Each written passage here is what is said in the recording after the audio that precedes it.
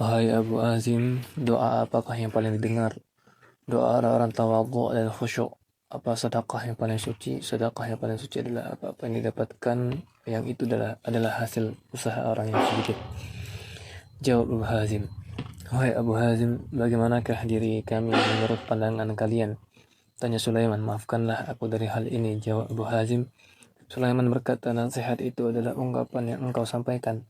Abu Hazim berkata, sungguhnya manusia mengambil urusan ini secara serampangan tanpa mau bermusyawarah dengan orang-orang muslim. Apalagi bersepakat dengan pendapat yang mereka utarakan. Maka mereka menumpahkan darah untuk mencari keduniaan. Kemudian mereka meninggalkan urusan ini, andaikan saja memang begitu, apa yang mereka katakan dan apa yang dikatakan tentang diri mereka. Sebagian ajudan Sulaiman yang ada di sekitarnya merah raut wajahnya sambil berkata, wahai yang telah sepuh, buruk sekali apa yang telah engkau katakan. Abu Hazim berkata, kamu telah berdusta. Sesungguhnya Allah telah mengambil janji para ulama untuk jelaskan kepada manusia dan mereka tidak menyembunyikannya. Sulaiman berkata, wahai Abu Hazim, rupanya kita saat ini sudah menjalin kerjasama. Abu Hazim berkata, aku berlindung kepada Allah dari yang demikian itu. Memangnya mengapa? Tanya Sulaiman. Aku takut untuk condong kepada kalian walau sedikit pun, lalu membuatku merasa lemah untuk hidup dan merasa lemah untuk mati. Jawab Abu Hazim. Sulaiman berkata, berilah kami nasihat. Jawabannya adalah bertakwalah kepada Allah. Dia melihatmu tentang apa yang dilarang kepadamu dan mendatangimu tentang apa yang diperintahkan kepadamu. Wahai Abu Hazim, wahai Abu Hazim, berdoalah bagi kami dengan suatu kebaikan. Abu Hazim berkata, ya Allah, jika memang Sulaiman walimu, maka mudahkanlah baginya urusan yang baik. Dan jika tidak seperti itu, maka ambillah kebaikan itu dari ubun-ubunnya. Sulaiman berkata, wahai pembantu, berikan kepadanya 100 dinar. Kemudian dia berkata kepada Abu Hazim, wahai Abu Hazim, ambillah uang ini. Abu Hazim berkata, aku tidak membutuhkannya. Sebab ada keteladanan dalam masalah harta ini dan antara diriku dan orang-orang selain aku. Itu karena kami saling tolong-menolong, yang pasti kami tidak membutuhkan uang itu. Aku juga takut jika engkau mendengar nasihatku ini karena uang itu. Rupanya Sulaiman benar-benar takjub terhadap apa yang dikatakan oleh Abu Hazim. Az-Zuhri menuturkan, sudah 30 tahun aku tidak pernah berbincang-bincang dengan Abu Hazim. Maka Abu Hazim berkata, rupanya engkau telah melupakan Allah sehingga engkau pun lupa kepadaku. Az-Zuhri berkata, apakah engkau bermaksud meledekku? Sulaiman berkata, bahkan engkau sendiri yang meledek dirimu sendiri. Apakah engkau tidak tahu bahwa tetangga itu mempunyai hak terhadap tetangga lainnya? Abu Hazim berkata, sesungguhnya ketika Bani Israel merasa melihat kebenaran, maka para penguasanya merasa membutuhkan kepada para ulama. Lalu para ulama menghampiri mereka dengan membawa agamanya. Ketika orang-orang hina dari rakyat melihat hal ini, mereka pun mempelajarinya. Lalu mereka pun juga mendatangi para penguasa. Akhirnya semua manusia berhimpun dalam kedurhakaan. Maka mereka pun jatuh dan hancur. Selagi para ulama menjaga agama dan ilmunya, tentu para penguasa akan sungkan kepada mereka. Az-Zuhri berkata, sepertinya perkataanmu itu engkau tujukan kepadaku.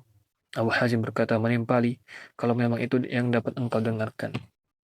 Dikisahkan ada seorang Arab Badui yang masuk ke tempat Sulaiman bin Abdul Malik. Seraya berkata, wahai Amirul Mukminin, sungguhnya aku akan menyampaikan perkataan kepada Anda. Maka aku harap Anda dapat menahan diri sekalipun Anda kurang suka. Karena setelah itu, ada sesuatu yang Anda sukai. Jika memang Anda mau mendengarkannya, katakanlah, kata Sulaiman. Orang Arab Badui itu pun berkata, wahai Amirul Mukminin, sesungguhnya ada beberapa orang yang bergabung dengan Anda. Mereka ini adalah orang-orang yang membeli dunia Anda dengan agama mereka, membeli keridhaan Anda dengan kemurkaan Arab mereka. Mereka takut kepada Anda dalam urusan Allah dan takut kepadanya karena urusan Anda. Mereka menghancurkan akhirat dan memakmurkan dunia. Mereka berperang melawan akhirat dan berdamai dengan dunia. Janganlah Anda mempercayai mereka dalam hal-hal yang dipercayakan Allah kepada Anda, karena mereka tidak peduli terhadap amanat dan bersikap semaunya, sementara umat dalam keadaan kekurangan. Anda harus bertanggung jawab terhadap hal-hal yang mereka lakukan, tapi mereka tidak mau bertanggung jawab terhadap apa yang Anda lakukan. Janganlah Anda memperbaiki keduniaan mereka dengan menghancurkan akhirat mereka, karena orang yang paling bodoh adalah adalah yang menjual akhiratnya dengan dunia selain dirinya. Sulaiman berkata, rupanya engkau merasa puas karena telah berbicara panjang lebar. Itu lebih tajam daripada pedangmu. Beginilah wahai Amirul Mukminin. Ini demi kepentingan Anda dan bukan karena kesalahan Anda. Jawab orang Arab Baduy itu. Apakah engkau membutuhkan sesuatu untuk dirimu sendiri? Tanya Sulaiman. Kalau untuk diriku sendiri sementara orang-orang yang lain tidak mendapatkannya, maka aku tidak membutuhkannya. Jawab orang itu. Lalu dia bangkit dan beranjak pergi. Sulaiman berkata, mutiara kata-katanya karena Allah. Alangkah mulia keturunannya. Begitu besar hatinya, lurus niatnya. Mengena tutur katanya dan bersih jiwanya. Memang begitulah seharusnya sebuah kemuliaan dan kepandaian. Telah dikatakan bahwa suatu kali Umar bin Abdul Aziz berkata kepada Abu Hazim, berilah aku nasihat. Abu Hazim berkata, kalau begitu tidurlah terlentang, kemudian anggaplah seakan-akan kematian ada di dekat kepalamu. Lalu pikirkanlah apa kira-kira sesuatu yang engkau inginkan pada saat itu. Maka ambillah sekarang juga, sedangkan apa yang engkau benci pada saat itu buanglah. Muhammad bin Ka'ab berkata kepada Umar bin Abdul Aziz, wahai Amirul Mukminin, dunia itu laksana pasar dari beberapa hal. Darinya manusia keluar dan dengan membawa apa yang dapat membahayakan dan dapat bermanfaat bagi mereka.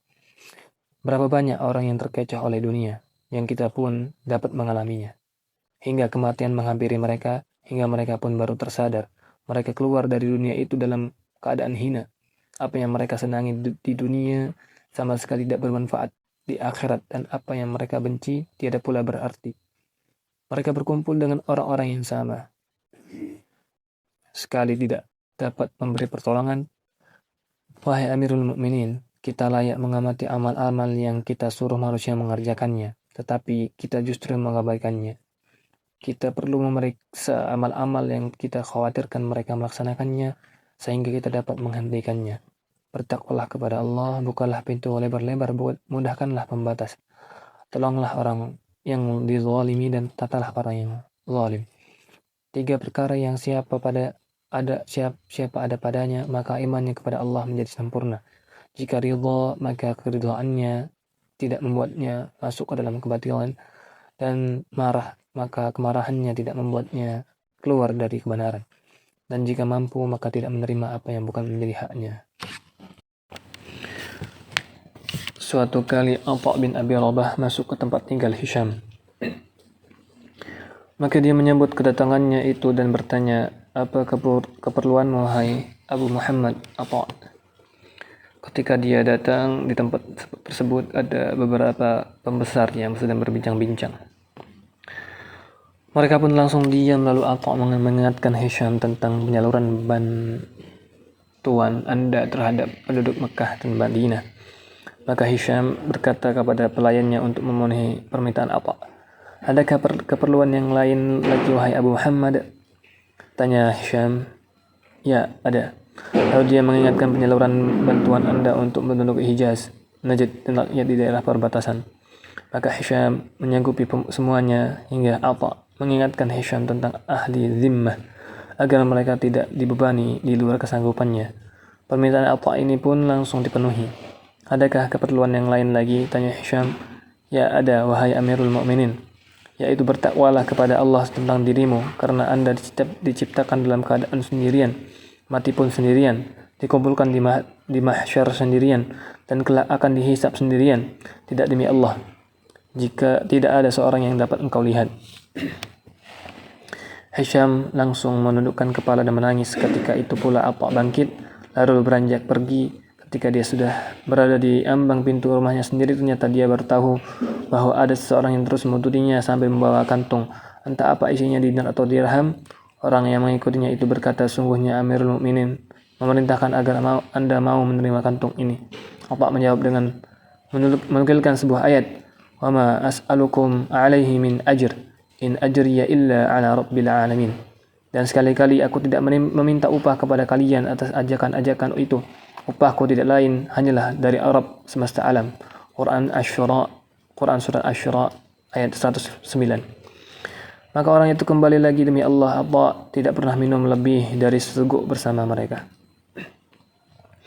Dari Muhammad bin Ali, dia berkata, saya pernah menghadiri majlis Abu Ja'far al-Mansur yang menjadi Amirul Mukminin, yang di sana juga ada Ibnu Abu Dhi'b, gubernur Madinah pada saat itu adalah Al-Hasan bin Zaid. Saat itu datang penduduk Ghifar yang menyampaikan pengaduan kepada Abu Ja'far al-Mansur menyangkut masalah Al-Hasan bin Zaid. Al-Hasan bin Zaid berkata, wahai Amirul Mukminin, tanyakanlah keadaan penduduk Ghifar ini kepada Ibnu Dhi'b. Maka Al-Mansur menanyakan keadaan mereka kepada Ibnu Abi Dhi'b. Lalu dia menjawab, aku memberikan kesaksian bahwa mereka adalah orang-orang yang suka merusak kehormatan orang. Kalian sudah mendengarnya? Tanya Abu Ja'far Al-Mansur. Penduduk Ghifar berkata, wahai Amirul Mukminin, tanyakan pula keadaan Al-Hasan bin Zaid kepada Ibnu Abi Dhi'b. Setelah Al-Mansur bertanya, Ibnu Abi Dhi'b menjawab, aku memberikan kesaksian bahwa dia membuat keputusan tidak secara benar. Engkau sudah mendengarnya, wahai Al-Hasan? Tanya Al-Mansur. Al-Hasan berkata, wahai Amirul Mukminin, tanyakanlah kepada Ibnu Abi Dhi'b tentang diri Anda. Apa komentarmu tentang diriku? Tanya Al-Mansur. Ibnu Abi Dhi'b balik bertanya, apakah Amirul Mukminin mau memaafkanku? Demi Allah, katakan saja kepadaku, jawab Al-Mansur. Ibnu Abi Dhi'b berkata, aku memberikan kesaksian bahwa Anda mengambil harta ini tidak menurut haknya, lalu Anda menyalurkannya tidak menurut haknya pula. Kemudian Al-Mansur memegang tengkuk Ibnu Abi Dhi'b lalu berkata, demi Allah, kalau bukan karena aku, tentu sudah ku angkat anak keturunan Persia, Romawi, Dailam, dan Turki untuk menggantikan tempatmu ini. Ibnu Abi Dhi'b berkata, Abu Bakar dan Umar juga menjadi Amirul Mukminin, sementara keduanya mengambil dengan benar dan membagi dengan merata. Mereka berdualah yang memegang tengkuk orang-orang Persia dan Romawi. Al-Mansur melepaskan tangannya lalu berkata, demi Allah, andaikan aku tidak mengetahui tentang kejujuranmu, tentu aku sudah memenggal lehermu. Ibnu Abi Dhi'b berkata, demi Allah, wahai Amirul Mukminin, sungguhnya nasihat yang kuberikan ini demi untuk kepentingan putramu Al-Mahdi. Dari Al-Auza'i rahimahullah, dia berkata, Al-Mansur mengirim seorang utusan kepadaku saat aku sedang berada di pesisir, maka aku pun menemuinya. Ketika sudah tiba di tempatnya, aku mengucapkan salam dan dia menyuruhku duduk. Kemudian dia berkata, apa yang membuatmu terlambat datang, wahai Al-Auza'i? Mereka, apa yang Anda inginkan, wahai Amirul Mukminin? Memang apa yang Anda inginkan, wahai Amirul Mukminin? Aku balik bertanya. Al-Mansur menjawab, aku ingin mengambil pelajaran dan menukil dirimu. Wahai Amirul Mukminin, simaklah dan dengarkanlah walaupun sedikit, kemudian Anda boleh tidak mengamalkannya. Kataku Al-Rabi. Al-Rabi berteriak karena perkataanku ini dan siap mencabut pedangnya. Tetapi Al-Mansur segera mencegahnya. Dia berkata, ini adalah majelis yang penuh ganjaran dan bukan majelis hukuman. Hatiku merasa tentram karena ucapannya, karena itu aku dapat berbicara secara leluasa. Kataku, wahai Amirul Mukminin, Makhul memberitahuku bahwa dari Atiyah bin Bishr. Dia berkata, Rasulullah SAW bersabda, siapapun pemimpin yang meninggal dalam keadaan menipu rakyatnya, maka Allah mengharapkan surga baginya. Diriwayatkan oleh Al-Bukhari dan Muslim. Wahai Amirul Mukminin, Anda senantiasa sibuk mengurus diri sendiri dan mengabaikan rakyat secara umum, yang mereka itu ada di bawah kekuasaan Anda. Baik yang berkulit merah, berkulit hitam, yang muslim maupun yang kafir, masing-masing di antara mereka berhak mendapatkan keadilan dari Anda. Bagaimana dengan nasib Anda jika mereka datang ke sini berbondong-bondong, yang setiap orang di antara mereka memadukan bencana yang Anda ciptakan dan kezaliman yang Anda timpakan kepada mereka? Wahai Amirul Mukminin, Makhul memberitahukan kepadaku dari Ziyad bin Harithah dari Habib bin Salamah bahwa Rasulullah SAW pernah memberikan kesempatan kepada seorang Arab Badui untuk melakukan qisas terhadap diri beliau karena suatu perbuatan, yaitu goresan kuku yang tidak disengaja. Saat itu Jibril mendatangi beliau dan berkata, hai Muhammad, sungguhnya Allah tidak mengutusmu sebagai penguasa yang sewenang-wenang dan sombong. Karena itulah beliau mengundang orang Arab Badui itu seraya bersabda, "Balaslah aku." Orang Arab Badui itu berkata, "Aku telah membebaskan engkau. Demi ayah dan ibuku, aku sama sekali tidak akan berbuat seperti itu terhadap engkau. Sekalipun mungkin engkau akan berbuat apapun terhadap diriku." Lalu beliau mendoakan kebaikan baginya. "Wahai Amirul Mukminin, ridhoilah diri Anda untuk diri Anda, dan carilah rasa aman dari Tuhanmu. Wahai Amirul Mukminin, andaikan kekuasaan ini tetap berada di tangan orang sebelum Anda, maka kekuasaan ini tidak akan sampai ke tangan Anda. Berarti kekuasaan ini pun tidak akan langgeng di tangan Anda, dan begitu seterusnya. Wahai Amirul Mukminin, ada sebuah penakwilan ayat yang datangnya dari kaki Anda sendiri. Ya wailatana, ma li hadzal kitabi, la yughadiru saghiratan wala kabiratan illa ahsaha. Aduhai celaka kami. Kitab apakah ini yang tidak meninggalkan kecil dan tidak pula yang besar, melainkan ia mencatat semuanya. Quran Surah Al-Kahfi ayat 49. Kaki Anda berkata yang kecil di dalam ayat ini adalah tersenyum dan yang besar adalah tertawa. Lalu bagaimana dengan apa yang dilakukan tangan-tangan manusia dan lisan-lisan mereka? Wahai Amirul Mukminin, kami mendengar bahwa Umar bin Khattab radhiyallahu an pernah berkata, andaikan ada seekor anak kambing di pinggir sungai Yufrat karena terlantar, tentu aku merasa khawatir jika sampai aku ditanya tentang nasibnya. Lalu bagaimana dengan orang yang tidak terjamah keadilan Anda, padahal dia di atas permadani Anda sendiri. Wahai Amirul Mukminin, ada penakwilan ayat berikut ini yang datangnya dari kaki Anda sendiri.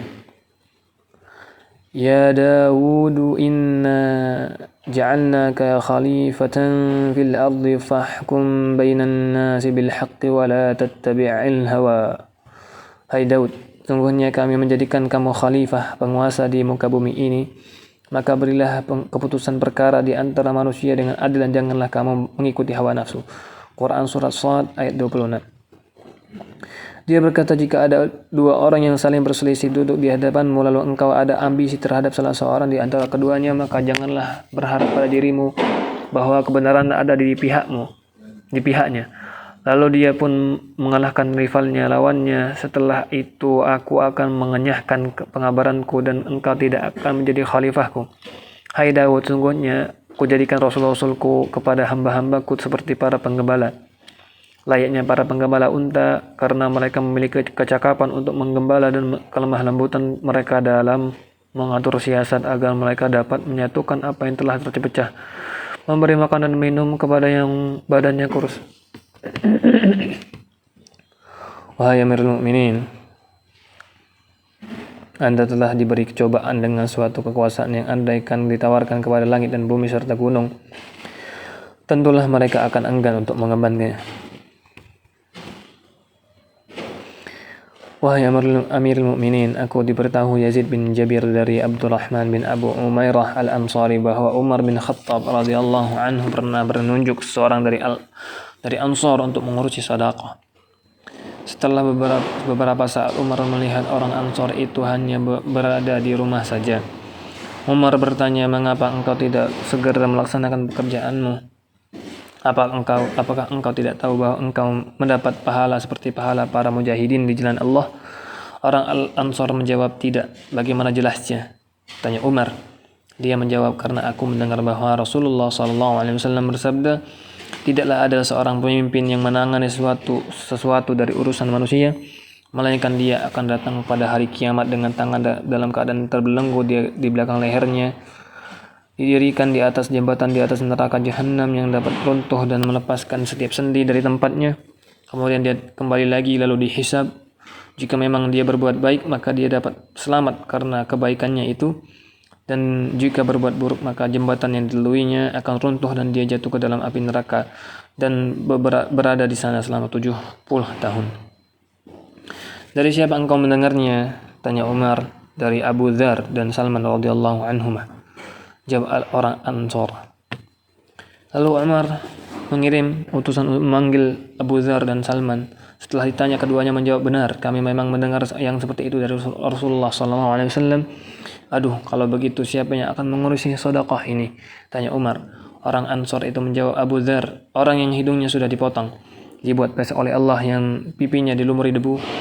Setelah mendengar perkataanku ini, Al-Mansur mengambil sapu tangannya, meletakkannya di wajah sambil menangis sesenggukan, hingga aku pun ikut menangis karenanya. Kemudian aku berkata, wahai Amirul Mukminin, kakek Anda Al-Abbas pernah meminta Rasulullah SAW agar beliau menunjuk dirinya sebagai amir di Makkah, Taif ataukah Yaman. Maka Rasulullah SAW bersabda kepadanya, wahai paman, nafsunya dapat engkau selamatkan lebih baik daripada kekuasaan yang tidak dapat engkau hitung. Ini merupakan nasihat dari beliau untuk paman beliau sebagai bentuk kasih sayang beliau terhadap paman beliau. Kemudian beliau SAW mengabarkan kepada Al-Abbas bahwa beliau pun tidak membutuhkan dirinya sedikit pun di sisi Allah. Ketika turun ayat wa anzir ashiratakal aqrabin, dan berilah peringatan kepada kerabat-kerabatmu yang dekat. Al-Quran surat Al-Asyura ayat 214. Saat itu beliau bersabda, wahai Abbas, wahai Safiyah, wahai Fatimah, sesungguhnya sedikit pun aku tidak membutuhkan diri kalian di sisi Allah. Bagiku amalku dan bagi kalian amal kalian sendiri. Umar bin Khattab juga pernah berkata, tidak ada yang layak menangani urusan manusia kecuali orang yang kuat akalnya, tidak peduli terhadap celaan orang yang suka mencela karena Allah. Setelah menyelesaikan perkataannya, Al-Auza'i berkata, ini adalah nasihat. Wassalamu alaika. Seraya bangkit berdiri. Hendak kemana engkau? Bertanya Al-Mansur. Pulang ke kampung halaman kalau memang Amirul Mukminin mengizinkan. Jawab Al-Auza'i, aku mengizinkanmu. Aku mengucapkan terima kasih kepadamu atas nasihatmu, dan aku menerimanya dengan senang hati. Hanya Allah yang melimpahkan kebaikan dan menolongnya. Kepadanya aku mohon pertolongan dan bertawakal. Dialah sebaik-baik penolongku dan cukuplah dia bagiku. Jangan biarkan aku tanpa engkau amati, karena perkataanmu senantiasa akan kuterima dan nasihatmu tidak ada yang dicurigai. Insya Allah akan kulakukan, kata Al-Auza'i. Lalu Al-Mansur memberi sejumlah uang untuk bekal perjalanannya, namun Al-Auza'i menolaknya. Seraya berkata, aku tidak memerlukannya, aku tidak menjual nasihatku sekalipun dengan seisi dunia. Maka Al-Mansur dapat memahami jalan pikiran Al-Auza'i dan memaklumi penolakannya. Ketika Al-Rashid menunaikan haji, ada seorang yang melaporkan kepadanya, wahai Amirul Mukminin, saat ini Syaiban juga sedang menunaikan haji. Cari dia dan bawa kemari. Kata Ar-Rashid, maka para bawahannya mencari Syaiban, dan setelah bertemu membawanya ke hadapan Ar-Rashid berkata, wahai Syaiban, berilah aku nasihat. Syaiban berkata, wahai Amirul Mukminin, aku adalah orang yang suka bicara gagap dan tidak fasih berbahasa Arab. Maka carilah orang yang dapat memahami perkataanku. Setelah itu aku akan memberikan nasihat. Maka dicarilah orang yang dapat memahami perkataan Syaiban, yang bernama An-Nabutiyah. Setelah itu Syaiban berkata, katakan kepadanya, wahai Amirul Mukminin, sungguhnya orang yang membuat Anda takut sebelum tiba di tempat yang aman, justru orang yang menasihatnya lebih bermanfaat bagi Anda daripada orang yang membuat Anda aman sebelum Anda merasa takut. Rashid bertanya, bagaimana penasirannya? Orang yang berkata kepada Anda, bertakwalah kepada Allah, karena Anda adalah orang yang bertanggung jawab terhadap umat ini. Allah telah menjadikan Anda sebagai pemimpin umat, menjadikan Anda sebagai panutan dalam segala urusannya, dan Anda bertanggung jawab terhadapnya. Karena itulah berbuatlah yang adil dalam urusan yang dipimpin. Bagilah secara merata. Bertakwalah kepada Allah dalam urusan Anda sendiri, urusan diri Anda. Inilah yang membuat Anda merasa takut. Jika Anda sudah tiba di tempat yang aman, maka Anda pun akan merasa aman. Nasihat ini lebih bermanfaat bagi Anda daripada orang yang berkatalah, kalian adalah anggota keluarga yang dosanya pasti diampuni. Kalian adalah kaum kerabat Nabi dan berada dalam syafaat beliau. Orang itu akan membuat Anda merasa aman. Hingga ketika Anda merasa suatu ketakutan, maka Anda pun akan mencaci maki. Setelah mendengarnya, Ar-Rashid menangis hingga orang-orang ada di sekitarnya merasa iba kepadanya. Kemudian dia berkata, berilah aku nasihat lagi. Syaiban menjawab, sudah cukup itu saja. Dari Al-Qamah bin Abu Marsad, dia berkata, tatkala Umar bin Hubairah tiba di Iraq, dia mengirim utusan kepada Al-Hasan dan Asy-Sya'bi lalu memerintahkan keduanya untuk menetap di suatu rumah khusus yang sudah disediakan. Di sana keduanya menetap selama 1 bulan. Kemudian Umar bin Hubairah menemui keduanya lalu duduk di hadapan keduanya dalam sikap yang hormat. Lalu dia berkata, sungguhnya Amirul Mukminin Yazid bin Abdul Malik menulis beberapa pucuk surat kepadaku. Aku tahu tidak jika perintah dalam surat itu dilaksanakan maka akan muncul kerusakan. Jika aku menaatinya berarti aku durhaka kepada Allah, dan jika aku mendurhakainya berarti aku menaati Allah. Maka apakah Anda berdua melihat ada jalan keluar untuk tetap menaatinya? Al-Hasan berkata, wahai Abu Amr Asy-Sya'bi, jawablah pertanyaan Amir Gubernur ini. Lalu Asy-Sya'bi berbicara dengan Al-Hasan mengenai hal ini dan memastikan apa yang seharusnya diambil Ibnu Hubairah. Seakan-akan dia dapat memaklumi keadaannya. Umar bin Hubairah bertanya kepada Al-Hasan, apa yang dapat Anda katakan wahai Abu Sa'id? Al-Hasan menjawab, wahai Amir, aku sudah mendengar apa yang dikatakan Asy-Sya'bi, lalu apa komentar Anda sendiri? Tanya Ibnu Hubairah. Al-Hasan menjawab, wahai Ibnu Hubairah, begitu cepat salah seorang malaikat Allah yang kasar dan galak turun kepadamu, dia tidak akan mendurhakai Allah tentang apa yang diperintahkan kepadanya. Lalu dia mengeluarkan dirimu dari istanamu yang megah dan luas ini ke liang kuburmu yang sempit. Wahai Ibnu Hubairah, jika Anda bertakwa kepada Allah, tentu Dia akan menjagamu dari tangan Yazid bin Abdul Malik. Tetapi Yazid bin Abdul Malik tidak akan sanggup menjagamu dari tangan Allah. Wahai Ibnu Hubairah, janganlah Anda merasa terlepas dari pandangan Allah tentang perbuatannya yang buruk, karena tunduk kepada Yazid bin Abdul Malik sehingga dia akan menutup pintu ampunan bagi dirimu. Wahai Ibnu Hubairah, Anda sendiri sekian banyak manusia di tengah umat ini, mereka lebih giat mengejar dunia daripada yang kalian lakukan. Tetapi toh di dunia itu pun berlalu meninggalkan kalian. Wahai Ibnu Hubairah, aku akan menggugah ketakutan Anda tentang suatu tempat yang Allah juga membuat Anda merasa takut. Zalika liman khafa maqami wa khafa wa'id. Yang demikian itu adalah untuk orang-orang yang takut akan menghadap ke hadiratku dan yang takut kepada ancamanku. Quran surat Ibrahim ayat 14. Wahai Umar bin Hubairah, jika Anda selalu berserta Allah dalam ketaatan kepadanya, maka Dia akan membuatmu terasa cukup terhadap Yazid bin Abdul Malik. Dan jika Anda berserta Yazid bin Abdul Malik dalam kedurhakaan kepada Allah, maka Allah akan memasrahkan dirimu kepada Yazid. Umar bin Hubairah langsung menangis lalu beranjak pergi dengan membawa kata-kata Al-Hasan ini. Kemudian besok harinya dia mengirim utusan untuk menemui Al-Hasan dan Asy-Sya'bi sambil menyerahkan hadiah. Al-Hasan merasa hadiah untuk dirinya terlalu banyak sementara untuk Asy-Sya'bi lebih sedikit. Lalu Asy-Sya'bi keluar menuju masjid dan berpidato di sana. Wahai semua orang, siapapun di antara kalian dapat mementingkan Allah dan daripada makhluknya, maka hendaklah dia melakukannya. Demi yang jiwaku ada di tangannya, apa yang tidak diketahui Al-Hasan ternyata aku pun tidak mengetahuinya, tetapi aku ingin melihat wajah Ibnu Hubairah, namun Allah menjauhkan diriku darinya. Suatu hari yang panas menyengat, Muhammad bin Wasi' rahimahullah memasuki tempat tinggal Bilal bin Abu Burdah yang sedang mengenakan kain dari Habasyah dan dia juga mempunyai es. Bila bertanya, wahai Abu Abdullah, bagaimana rumahku ini menurut pendapatmu? Muhammad bin Wasi' menjawab, rumahmu benar-benar bagus, tetapi surga lebih bagus lagi. Sementara ingatan kepada neraka sering terlupakan. Apa pendapatmu tentang takdir? Tanya Bilal. Para tetanggamu itu adalah para penghuni neraka. Pikirkanlah keadaan mereka. Di antara mereka pun juga sibuk memikirkan tentang takdir.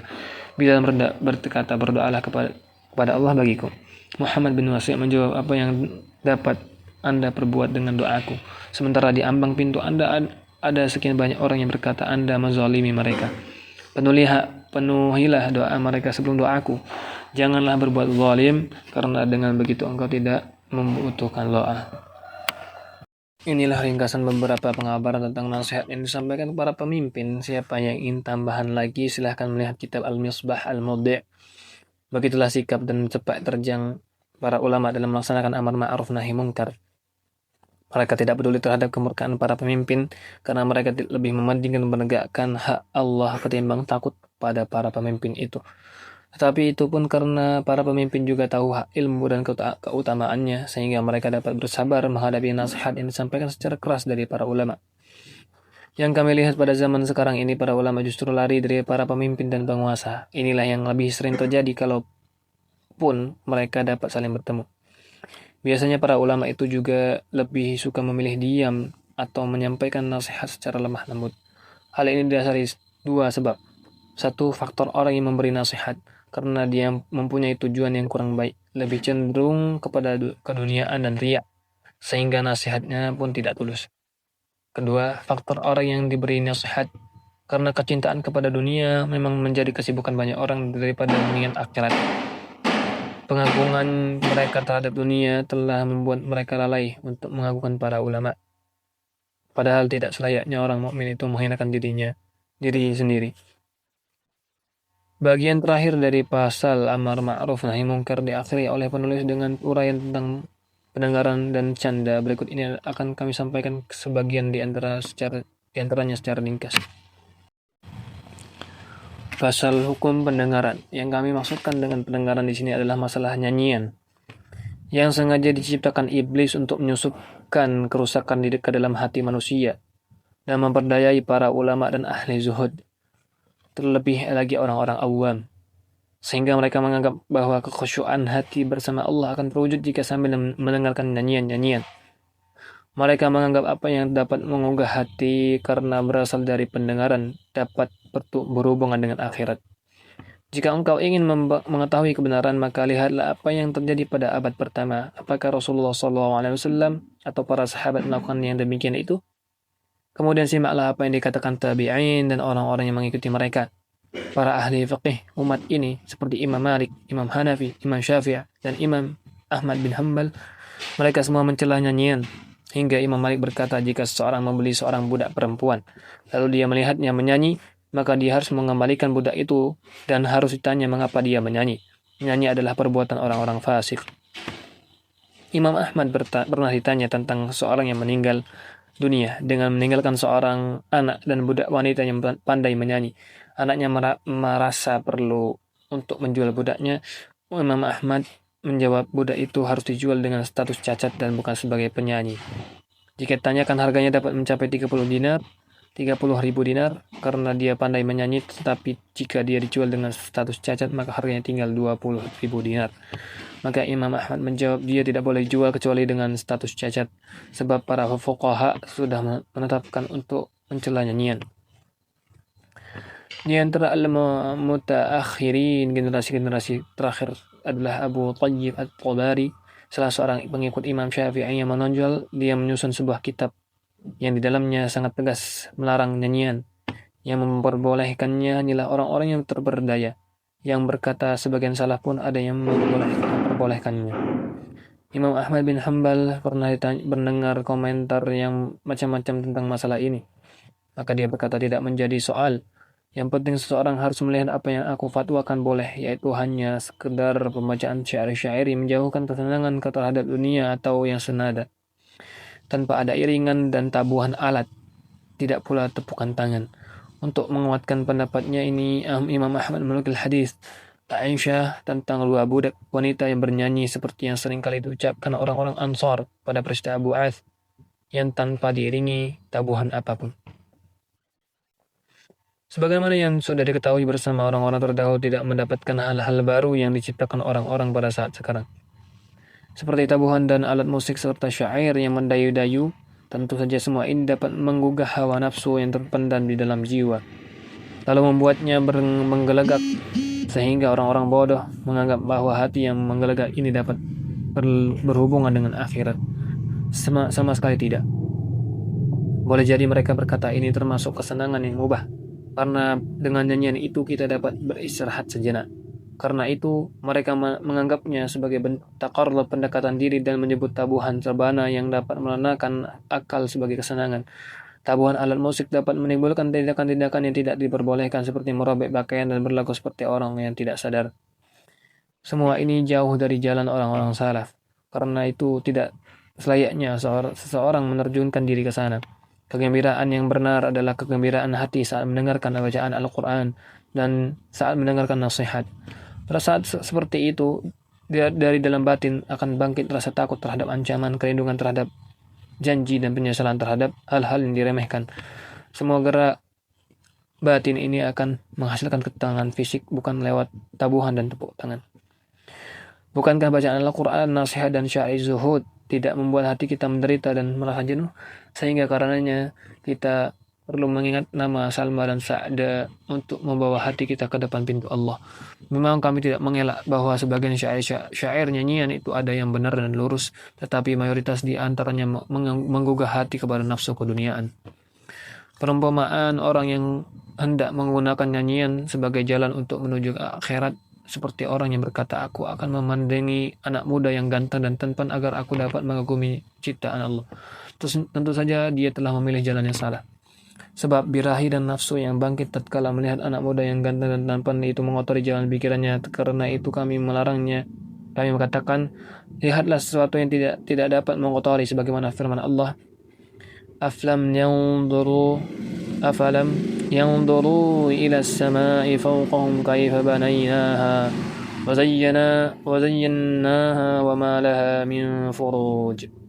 Maka apakah mereka tidak melihat akan langit yang ada di atas mereka?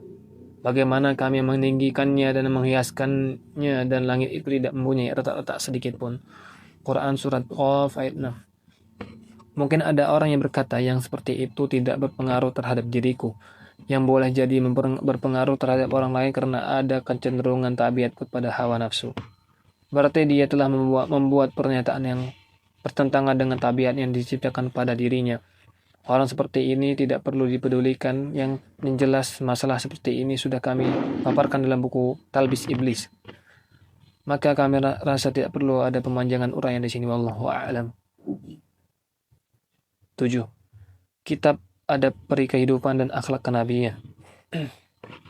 Ketahuilah bahwa adab-adab zahir merupakan tanda dari adab-adab batin. Adapun gerakan-gerakan anggota badan merupakan buah dari sanubari.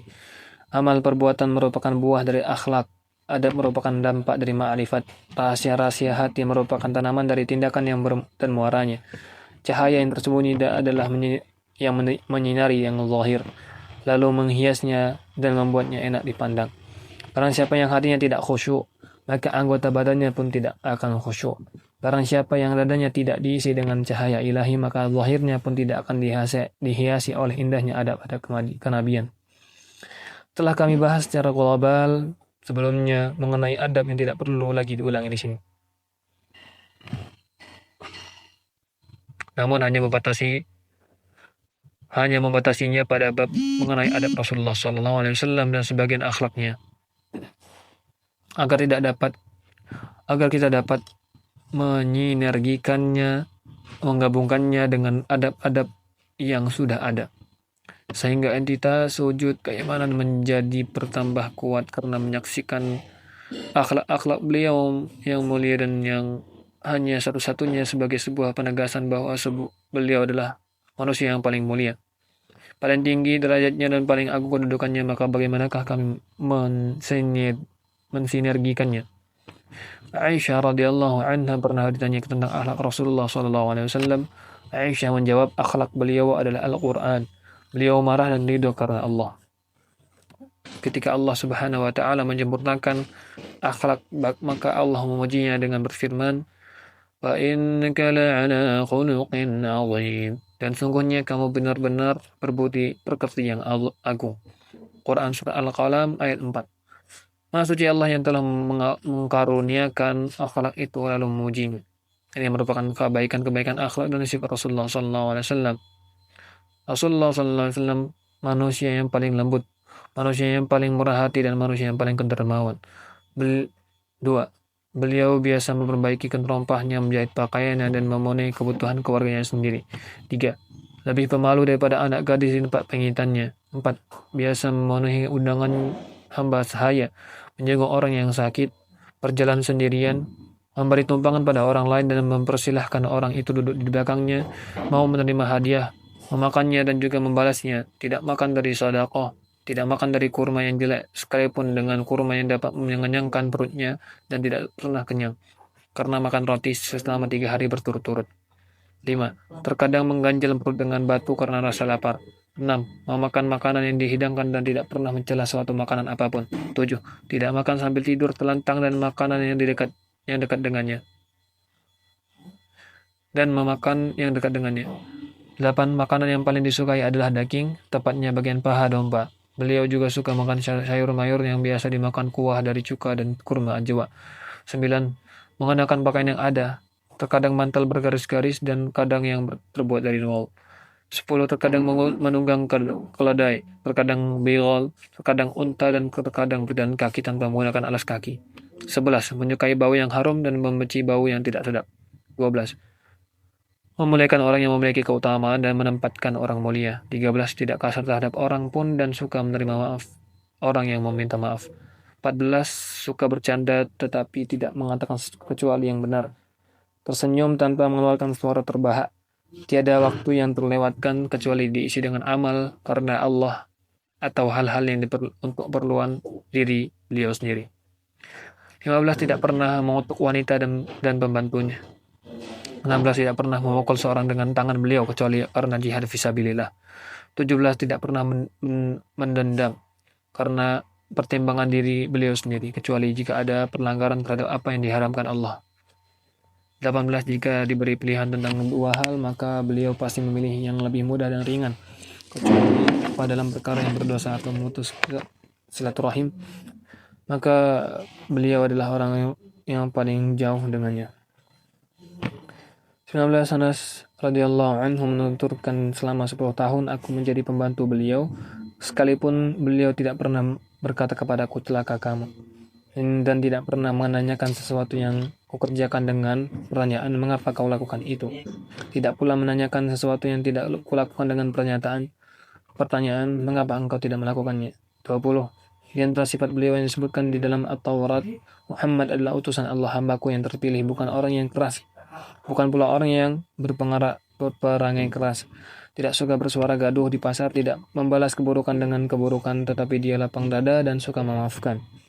21. Di antara akhlak beliau adalah selalu lebih dulu memulai salam kepada orang yang ditemui dan orang yang berpisah darinya. Jika seorang yang berhadapan dengan beliau ada keperluan, maka beliau bersabar menungguinya sehingga orang itu beranjak dari hadapannya. Ketika bersalaman dengan seseorang, beliau tidak melepaskan tangannya sebelum orang itu melepaskannya. Duduk di baris 22. Duduk di barisan paling akhir dalam suatu majelis bercampur dengan sahabat-sahabat, seakan-akan beliau adalah salah seorang di antara mereka. Sehingga jika datang seorang asing, tentu dia tidak akan tahu siapa beliau, hingga dia harus bertanya terlebih dahulu. 23. Lebih banyak diam, dan jika sedang berbicara, maka perkataan beliau tidak disampaikan secara berantai tiada henti, tapi berbicara pelan-pelan, dan jika perlu, beliau mengulanginya lagi agar dapat paham. 24. Tidak menghadapi seseorang dengan sesuatu yang membuat orang tersebut kurang suka. 25. Orang yang paling jujur perkataannya, paling memenuhi jaminan perlindungannya, paling lembut tabiatnya, dan paling mulia pergaulannya. Siapa yang melihat beliau tentu merasa sungkan, dan siapa yang bergaul dengan beliau tentu jatuh cinta. Jika para pesahabat membicarakan urusan dunia atau mereka mengingat kembali urusan jahiliyah, maka mereka tertawa sedangkan beliau hanya tersenyum. 26. Orang yang paling berani, sebagian sahabat berkata, jika ketakutan kami sudah memuncak, maka kami berlindung kepada Rasulullah SAW. 27. Perawakannya sedang, tidak tinggi dan juga tidak pendek. 28. Warna kulit beliau jernih dan tidak pucat. 29. Rambut beliau berombak, tidak lurus, kaku, dan tidak pula keriting. Rambut beliau menjulur hingga daun telinga. Kening beliau lebar. 30. Kening beliau lebar, alis beliau tipis, memanjang, mata beliau lebar, bulu mata beliau panjang, hidung beliau mancung, jenggot beliau tebal, pundak beliau lebar, dada beliau bidang, permukaan dada dan perut sama rata, lengan beliau panjang, telapak tangan beliau lebih lembut daripada kain sutra. Penjabaran mukjizat Rasulullah SAW.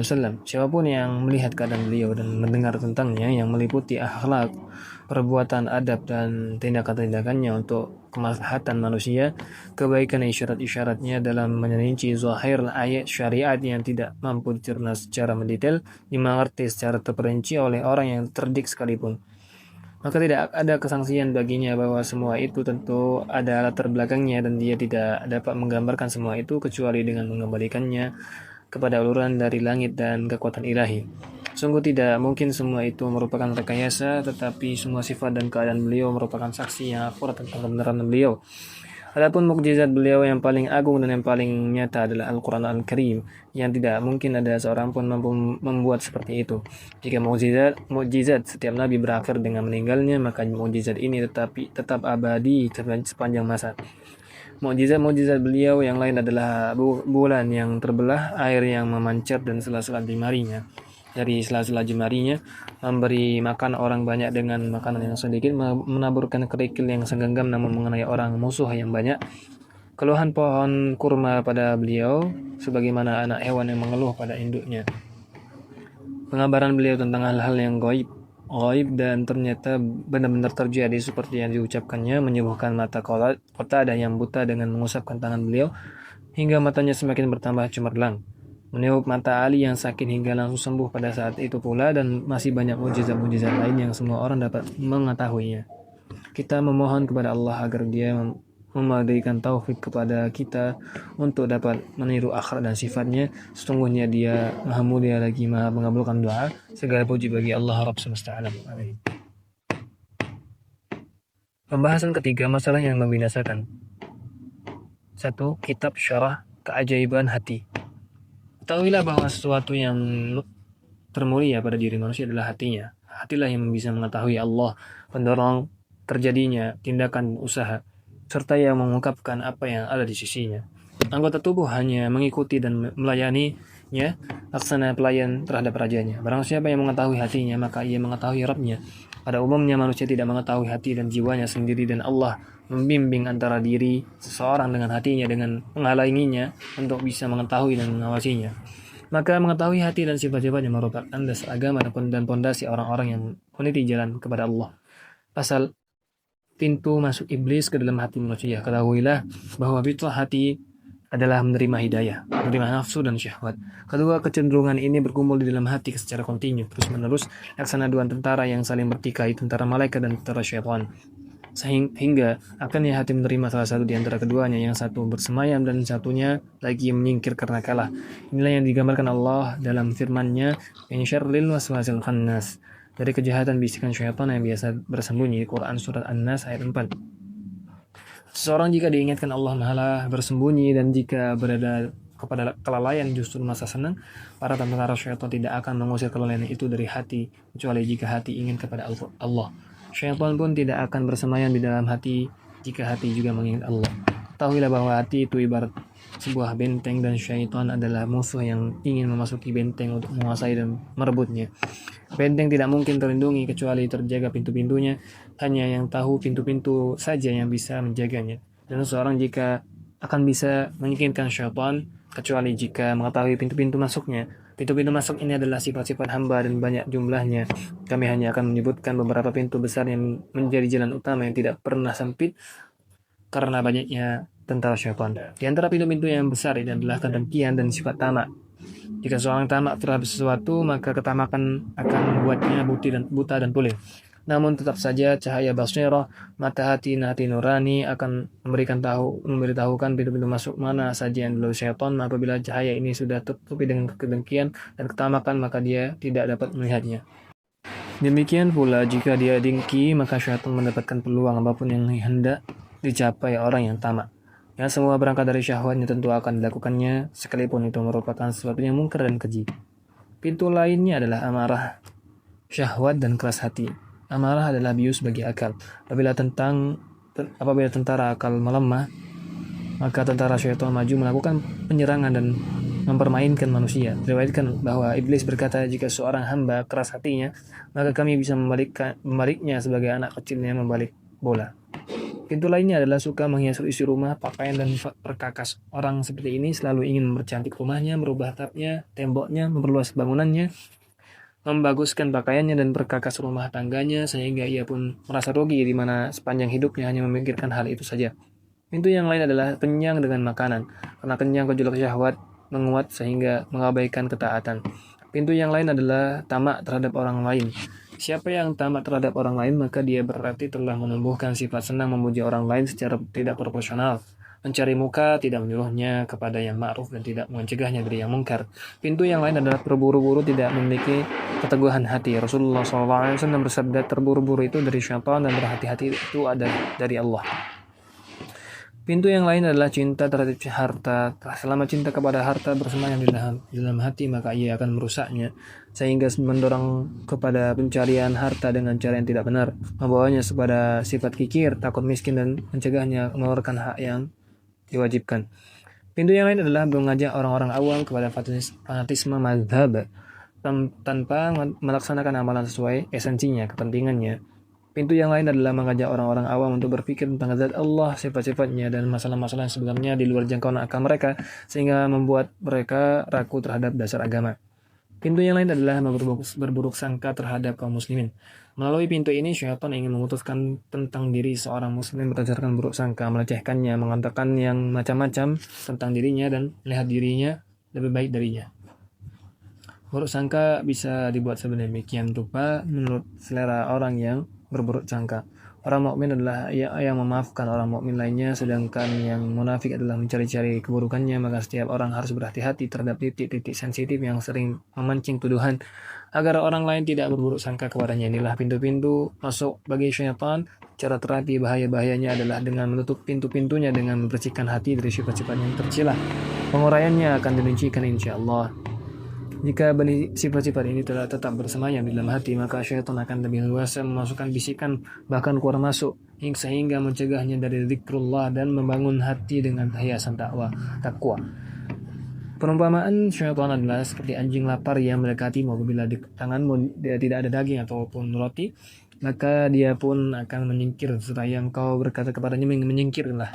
Namun bila di tanganmu ada daging ataupun roti, di mana ia memang tengah merasa kelaparan, maka dia tidak akan menyingkir darimu jika hanya dengan kata-kata. Begitu pula hati yang kosong dari santapan syaitan, dia akan menyingkir hanya dengan zikir saja. Sedangkan hati yang dikuasai nafsu, maka zikir menyingkir hanya di pinggirannya saja dan tidak menetap di relungnya, karena relung hatinya sudah dikuasai syaitan. Apabila engkau ingin bukti kebenaran hal ini, maka perhatikan hal ini dalam salatmu. Lihatlah bagaimana syaitan menggoda hatimu saat itu dengan mengingatkanmu tentang pasar, upah untuk para buruh, dan berbagai urusan dunia lainnya. Tahuilah bahwa apa yang terlintas dalam jiwa dimaafkan. Semua tergantung pada kuatnya azam ataupun hasrat. Siapa yang meninggalkan karena takut pada Allah, maka dia mendapatkan satu kebaikan. Namun jika dia meninggalkannya karena sesuatu yang merintangi, kami berharap dia mendapat ampunan. Semua tergantung kepada kuatnya azam. Hasrat melakukan kesalahan adalah kesalahan. Dalilnya adalah sabda Rasulullah SAW, jika dua orang muslim saling berhadapan dengan pedang masing-masing, maka yang membunuh dan yang dibunuh berada di dalam neraka. Dan ada yang bertanya, lalu bagaimana dengan orang yang dibunuh? Beliau menjawab, karena dia juga berhasrat untuk membunuh rekannya. Bagaimana mungkin tidak ada hukuman terhadap azam? Padahal semua amal tergantung pada niatnya. Apakah kesombongan, riya, dan ujub hanyalah sekadar urusan batin? Jika seorang lelaki melihat seorang wanita di atas tempat tidurnya dan dia mengira wanita itu istrinya, dia tidak berdosa jika dia menyetubuhinya. Sebaliknya, jika dia melihat istrinya dan dia menganggapnya wanita lain, maka dia berdosa jika menyetubuhinya. Semua ini berhubungan dengan akad hati. Pasal teguhnya hati terhadap kebaikan. Telah disebutkan dalam hadis, anna Nabi sallallahu alaihi wasallam kana yaqul, ya muqallibal qulub, sabbit qulubana ala dinik. Ya musarrifal qulub, sarrif qulubana ala ta'atik. Bahwa Nabi SAW bersabda, wahai yang memalingkan hati, teguhkanlah hati kami pada agamamu. Wahai yang membalikkan hati, balikkanlah hati kami kepada ketaatanmu. Dalam hadis yang lain, perumpamaan hati itu adalah seperti selai bulu di tanah yang lapang, yang mudah dibolak-balikkan angin. Ketahuilah bahwa hati yang sabat atau tetap pada kebaikan dan keburukan, serta ragu di antara keduanya, ada 3 macam. Hati yang pertama, hati yang hiasannya takwa, suci oleh latihan, bersih dari noktah akhlak, bisikan-bisikan kebaikan dari simpanan alam gaib menyusup ke dalam dalamnya dan diberi petunjuk. Hati yang kedua, hati yang terlantar, diisi oleh hawa nafsu, ditaburi oleh noda dan dipoles dengan akhlak yang tercela. Kekuasaan syaitan menjadi kuat di dalamnya karena tempat berpijaknya cukup luas, sedangkan kekuasaan iman menjadi lemah. Dan hati menjadi penuh dengan asap nafsu, cahaya pun menjadi hilang. Ia layaknya mata yang di hadapannya penuh dengan asap tebal, tidak bisa melihat. Nasihat menjadi tidak berdampak bagi dirinya, demikian pula peringatan. Hati yang ketiga, hati yang dimulai oleh lintasan hawa nafsu yang mengajaknya kepada keburukan, lalu muncul lintasan keimanan dan mengajaknya kepada kebaikan. Sebagai contoh, syaitan melakukan penyerangan ke sektor akal dengan dukungan nafsu dan berkata, apakah tidak engkau lihat fulan ini dan fulan itu yang dengan bebas mengumbar nafsu dirinya, hingga ada segolongan orang yang menganggapnya termasuk ulama. Maka jiwa cenderung kepada syaitan, hingga para malaikat melakukan serangan dan berkata, bukankah yang mengalami kebinasaan hanyalah orang yang melalaikan akibat? Janganlah engkau terkecoh oleh kelalaian orang lain tentang diri mereka. Tahukah engkau bahwa jika mereka berdiri di bawah terik matahari, sementara engkau mempunyai rumah yang teduh dan dingin, apakah engkau akan bergabung bersama mereka ataukah engkau akan mencari keselamatan untuk dirimu? Apakah engkau akan menyalahi mereka untuk bergabung di bawah terik matahari dan tidak menyalahi mereka dalam urusan yang bisa menyeret kekobaran api? Akhirnya jiwa itu cenderung kepada perkataan malaikat. Sekalipun begitu, masih ada tarik-menarik antara kedua pasukan ini.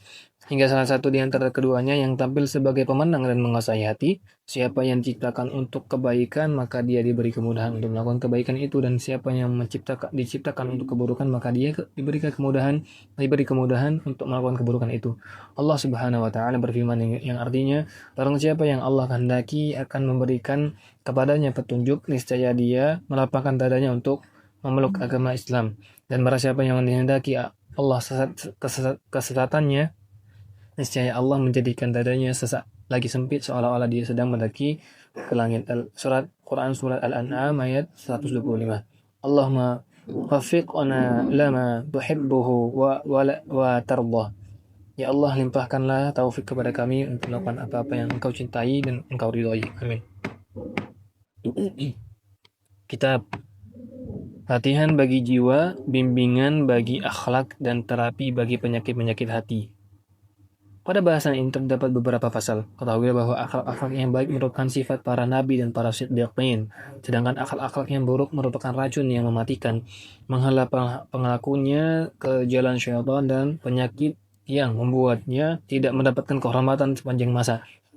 Maka seyogyanya dia mengetahui berbagai macam penyakit dan bersegera melakukan terapi atasnya. Dan kami akan memaparkan sejumlah penyakit dan metode terapinya secara utuh dan singkat. Hal ini berfungsi sebagai penjelasan insyaAllah. Pasal pertama, keutamaan akhlak yang baik dan celaan terhadap akhlak yang buruk. Sebagian masalah ini sudah dijelaskan dalam adab-adab persahabatan. Ketahuilah bahwa mayoritas manusia telah memperbincangkan akhlak yang baik secara tidak seimbang.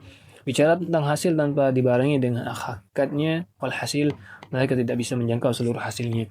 Apa yang mereka ucapkan menurut apa yang terlintas dalam pikirannya. Pengungkapan hakikat dalam hal ini bisa dikatakan dengan seringkali menggunakan istilah akhlak yang baik disertai penciptaannya, sehingga bisa dikatakan si fulan bagus fisiknya dan bagus pula akhlaknya. Maksudnya bagus secara lahir dan batin. Yang dimaksud dengan penciptaannya adalah rupa lahirnya, sedangkan maksud dari akhlak adalah rupa batinnya. Pemahaman ini membuktikan bahwa manusia terangkai dari jasad dan jiwa. Jasad bisa diketahui dengan penglihatan mata, jiwa bisa diketahui dengan basirah, mata hati. Masing-masing memiliki bentuk dan prototype, ciri khas sendiri-sendiri, baik atau buruk. Jiwa yang diketahui dengan basirah atau mata hati lebih besar kedudukannya daripada jasad yang diketahui dengan penglihatan mata.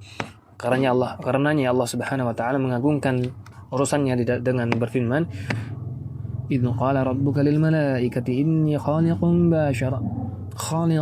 basharan min tin فإذا سويته ونفخت فيه من روحي فقعوا له ساجدين. Sesungguhnya aku akan menciptakan manusia dari tanah apabila telah sempurnakan kejadiannya dan kutiupkan kepadanya roh ciptaanku. Quran As-Sad ayat 71 sampai 72.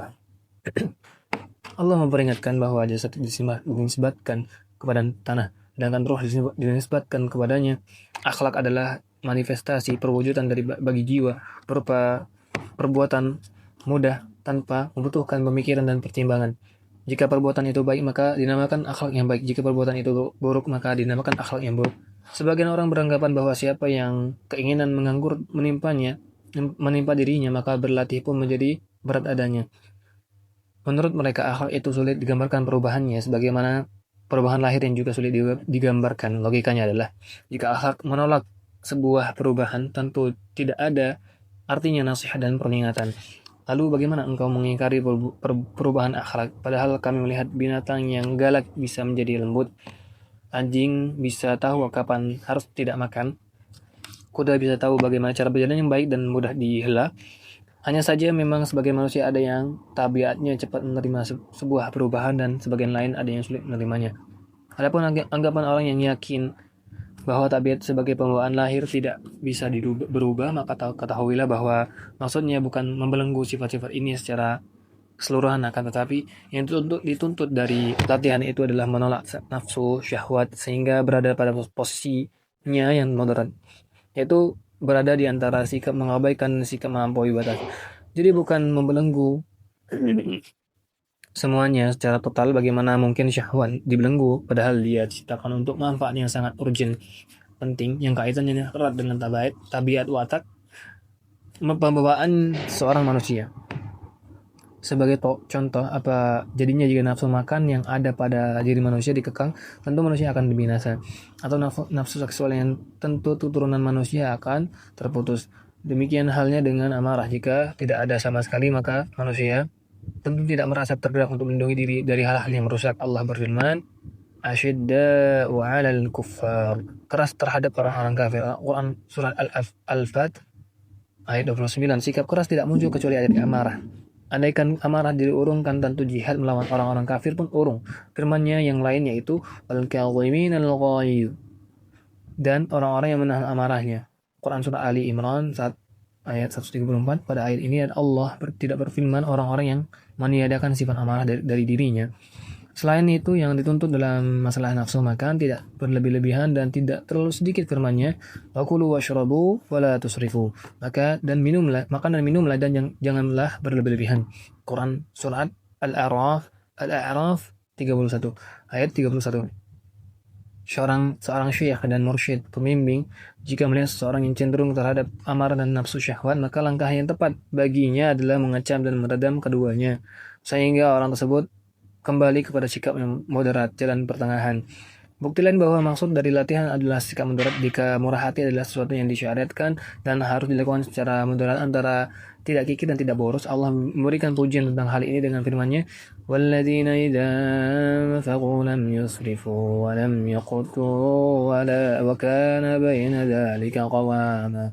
Dan orang-orang yang apabila membelanjakan harta mereka tidak berlebih-lebihan dan tidak pula kikir, dan adalah pembelanjaan itu di tengah-tengah antara yang demikian. Quran surah Al-Furqan ayat 67.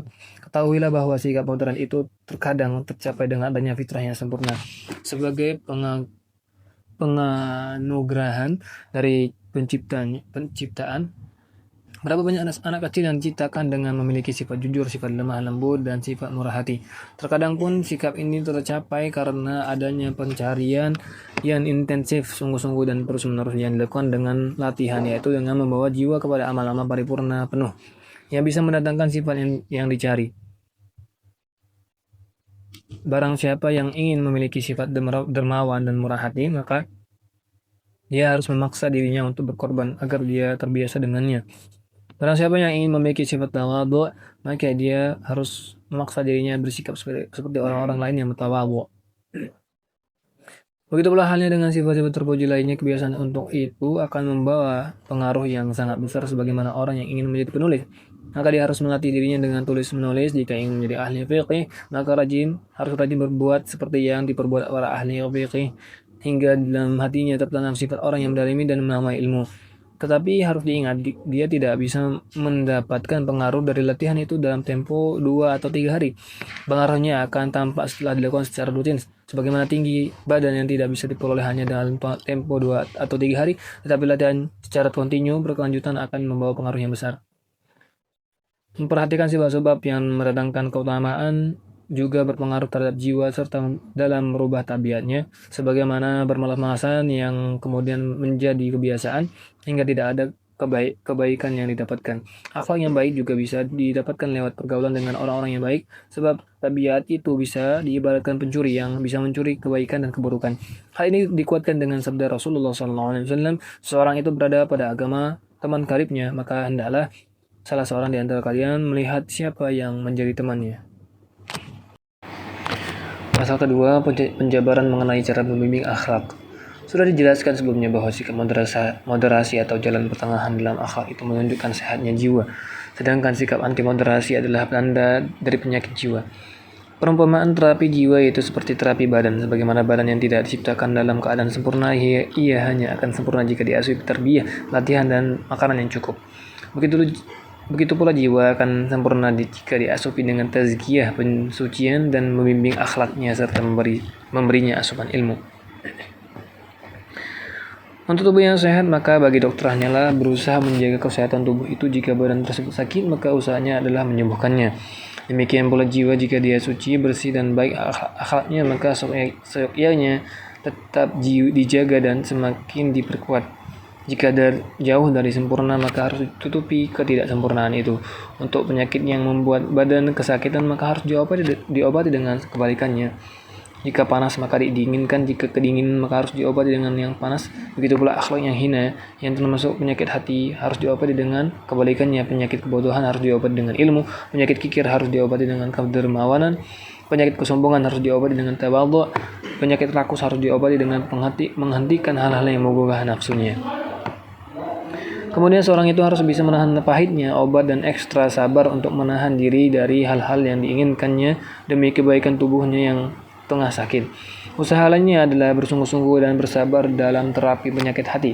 Inilah yang diprioritaskan. Penyakit badan berkesudahan jika datang kematian, sedangkan penyakit hati terus berlanjut dengan siksa yang abadi meski datang kematian.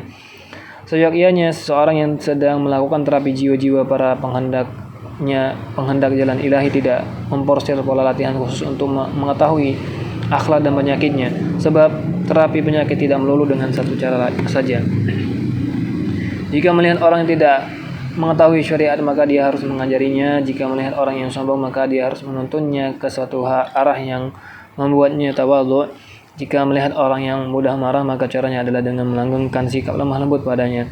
Yang sangat mendesak bagi orang yang melatih jiwanya sendiri adalah kuatnya azam, keinginan atau tekad. Kapan dia ragu, maka keberhasilan akan menjauh. Jika azamnya melemah, maka dia harus bersabar. Jika merosot, maka dia harus menghukumnya agar tidak terulang. Sebagaimana ungkap seorang kepada dirinya sendiri, mengapa engkau mengatakan sesuatu yang tidak perlu, akan kuhukum jiwamu dengan puasa. Pasal ketiga, tanda-tanda hati yang sakit, cara menyembuhkannya, dan cara mengetahui aib diri. Ketahuilah bahwa setiap anggota tubuh diciptakan untuk suatu fungsi tertentu. Tanda sakit anggota tubuh adalah ketidakmampuannya melaksanakan fungsi-fungsi yang sebagaimana mestinya. Andaikan tugas itu bisa dilaksanakan pun, hasilnya nampak terlihat tidak stabil. Sakitnya tangan terlihat dari ketidakmampuannya untuk memegang, sakitnya mata terlihat dari ketidakmampuannya untuk melihat. Demikian pula sakitnya hati terlihat dari ketidakberjalanannya fungsi penciptaan hati, yaitu menyerap ilmu, hikmah, ma'rifah, mencintai Allah, beribadah kepadanya, merasakan kelezatan dengan mengingatnya, serta mengutamakan semua ini daripada semua bisikan syahwat. Seorang yang mengetahui setiap sesuatu tetapi tidak mengetahui Allah, maka ia seperti tidak mengetahui apapun. Tanda ma'rifah adalah cinta. Siapa yang mengetahui Allah tentu mencintainya. Tanda cinta adalah tidak mementingkan sesuatu dari sekian banyak hal-hal yang mencintainya daripada Allah. Maka barang siapa yang terpola untuk lebih melegalkan cintanya kepada selainnya, maka hatinya sakit. Sebagaimana perut yang lebih suka memakan tanah daripada memakan roti, nafsunya kepada roti lebih tinggi sehingga perutnya menjadi sakit. Penyakit hati itu tersembunyi sehingga memungkinkan bagi pemiliknya tidak mengetahuinya. Oleh sebab itu, kebanyakan orang mengabaikannya andai pun tahu bahwa sulit baginya bersabar atas rasanya yang pahit. Karena obatnya adalah menentang nafsu. Jika ia mampu bersabar, belum tentu dia bisa mendapatkan seorang dokter yang benar-benar bisa menerapinya. Sebab idealnya dokter-dokter bagi penyakit hati adalah para ulama. Penyakit juga bisa menghidapi mereka para ulama. Seorang dokter akan sulit ditimpa penyakit jika dia terbiasa menerapi penyakit yang mengidap pada diri orang lain. Jika tidak dilakukan, maka penyakit menyebar kemana-mana dan ilmunya menjadi hilang. Kemudian jika obat hati dan penyakit hati dibiarkan, maka manusia hanya akan tertarik untuk melakukan ibadah-ibadah lahiriah saja, dan ibadah batin dijadikan hanya sebuah tradisi. Inilah sumber sebuah penyakit. Adapun kaitannya dengan pemulihan dan pengembaliannya kepada kesehatan pasca setelah terapi, maka caranya adalah dengan melihat sebab penyakitnya. Untuk penyakit kikir, terapinya dengan mengeluarkan harta tanpa berlebih-lebihan dan tidak boros. Penyakit panas dengan mendinginkannya agar tidak semakin panas dan tidak menjadi terlalu dingin sehingga tidak menjadi penyakit baru. Maka jadi harus dilakukan secara seimbang. Jika engkau ingin mengetahui jalan pertengahan ini, maka lihatlah terhadap dirimu sendiri.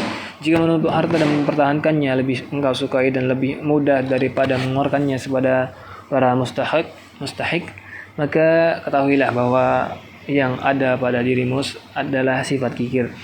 Obatilah jiwamu dengan mengeluarkan harta itu. Sebaliknya, jika mengeluarkan harta kepada para mustahik lebih engkau sukai, maka minimalkanlah pengeluaran harta itu. Jika tidak, maka pemborosan menguasai dirimu. Jadi harus proporsional dalam mengeluarkannya. Bukan biarkanlah ia mengalir seperti air di sisimu, yaitu janganlah kamu kikir untuk mengeluarkannya tatkala ada orang yang membutuhkan. Setiap hati yang bisa seperti itu akan mendatangi Allah dalam keadaan selamat pada maqam ini. Seorang juga harus selamat dari seluruh akhlak sehingga dia tidak mempunyai hubungan dengan materi keduniaan, agar jiwa tidak condong dengan dunia, memutus hubungan darinya, tidak memperoleh kepadanya dan tidak rindu kepada sebab-sebabnya. Dalam kondisi yang seperti ini, dia akan kembali kepada Rabbnya seperti kembalinya nafsul mutmainnah, jiwa yang tenang. Hakikinya, jalan tengah antara dua sisi itu sulit dideteksi. Dia lebih lembut daripada sehelai rambut dan lebih tajam daripada pedang. Maka tidak aneh siapa yang bisa melewati jalan yang lurus ini di dunia, tentu bisa melewati jalan ini di akhirat. Maka sulitnya beristiqomah, maka seorang hamba diperintahkan untuk membaca beberapa kali di setiap hari, ihdinas siratal mustaqim. Ihdinas siratal mustaqim. Tunjukkanlah kami jalan yang lurus. Wa surah Al-Fatihah ayat 6. Siapa yang tidak sanggup beristiqamah, hendaklah ia bermujahadah, bersungguh-sungguh mendekati istiqamah, karena keselamatan itu hanya dengan amal soleh. Dan amal soleh tidak akan terwujud dalam kenyataan kecuali dari akhlak yang baik. Maka hendaklah setiap hamba mencari sifat dan akhlak yang sendiri. Hendaklah terapi satu persatu dan bersabar dalam masalah ini. Karena dia akan mendapatkan keadaan yang enak, seperti halnya anak kecil yang tadinya enggan disapih, tetapi lama-kelamaan dia merasa enak disapi. Bahkan andaikan dia ditawari untuk menyusu lagi, maka dia akan menolaknya. Siapa yang tahu jika umurnya pendek jika dibandingkan dengan masa kehidupan akhirat, maka dia akan berani menanggung beratnya perjalanan selama beberapa hari demi memperoleh kenikmatan yang abadi. Maka ketika pagi menjelang, segolongan kaum pun bertahmid memuji Allah. Ketahuilah bahwa Allah Ta'ala jika menghendaki kebaikan pada seorang hamba, maka dia akan memperlihatkan kepadanya berbagai aib dirinya.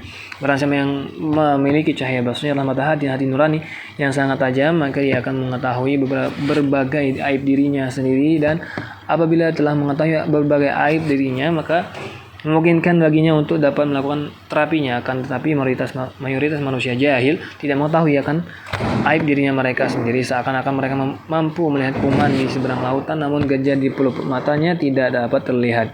Maka barang siapa yang ingin mengetahui aib dirinya, ada 4 jalan yang bisa ditempuh. Jalan pertama, hendaklah ia duduk di hadapan seorang syekh yang mengetahui berbagai aib jiwa dan tahu akan aib dirinya sendiri serta cara terapinya.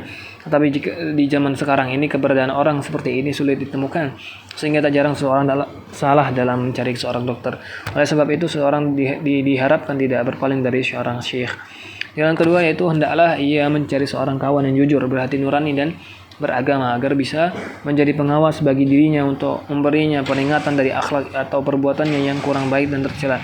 Amirul Mukminin Umar bin Khattab radhiyallahu anhu berkata, semoga Allah merahmati seseorang yang mau menunjukkan aib kepada kami. Umar bertanya kepada Salman tentang aib dirinya. Salman mengatakan, aku mendengar bahwa engkau pernah mengumpulkan 2 jenis kuah dalam satu hidangan, dan engkau punya 2 jubah, 1 jubah untuk siang hari dan 1 jubah lain lagi untuk malam hari. Umar bertanya, apakah ada yang kau dengar selain itu? Salman menjawab, tidak. Umar berkata, adapun untuk 2 hal itu maka akan aku tinggalkan.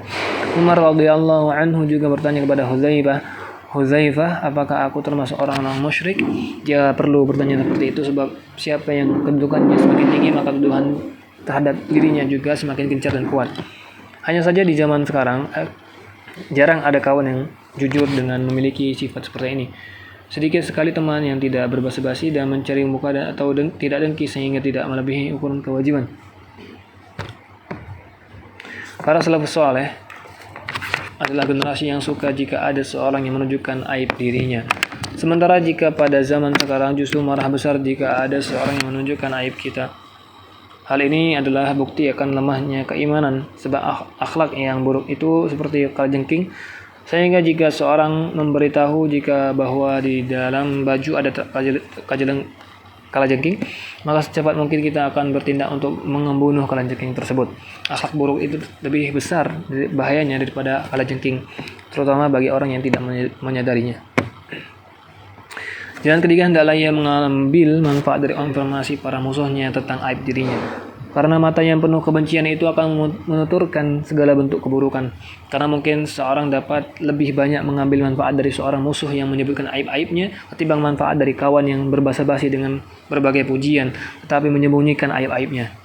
Jalan keempat yaitu hendaklah ia banyak bergaul dengan masyarakat, lalu setiap hal yang dilihatnya tercela yang ada di antara mereka maka dia segera menjauhinya.